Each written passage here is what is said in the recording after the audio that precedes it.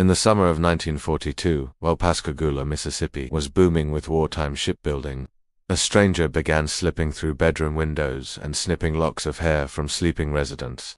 The papers called him the Phantom Barber, and the town's fear turned to full-blown hysteria. What follows is the story of one of the South's strangest true crime mysteries, part prowler, part urban legend, and all wartime anxiety. The setting, a boomtown on edge.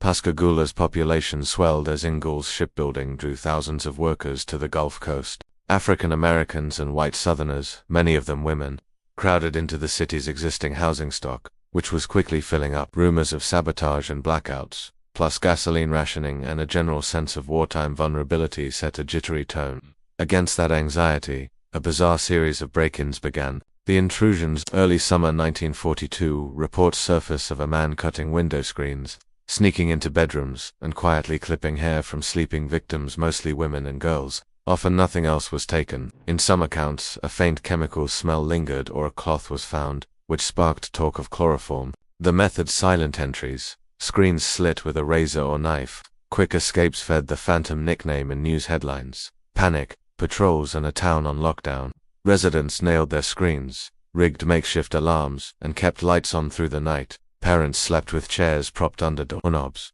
Some men formed neighborhood patrols. Every rustle in the dark became a suspect. Wartime rumor and real fear moved hand in hand, a violent turn and an arrest that didn't fit neatly.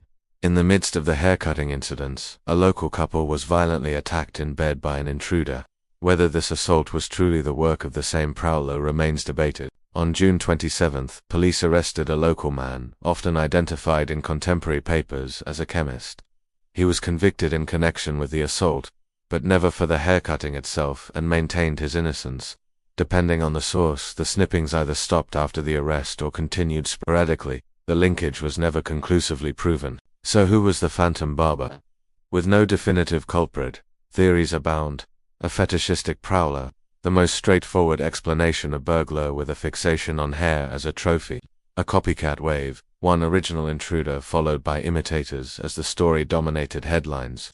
Wartime hysteria, misinterpretations, and false alarms amplified by fear. A few genuine intrusions became a town-wide panic, a personal feud overshadowing the case. Some locals long believed the assault arrest was rooted in an unrelated grudge, not the haircutting spree. Why this case still haunts. It's specific and surreal. Theft of hair is intimate, ambiguous, and deeply unsettling. It's a perfect wartime folklore seed, a strange crime, a booming defense town, and the press eager for headlines. And it remains unresolved. The lack of closure invites retellings on ghost tours, in podcasts, and in weird history features. Quick facts. Where Pascagoula, Mississippi, when summer 1942 victims, primarily women and girls, attacked while asleep. Modus operandi: silent entry via slashed window screens, locks of hair snipped, little or nothing else taken. Status: unsolved. One man was convicted in a related assault, but not for the haircutting spree. What to make of it today?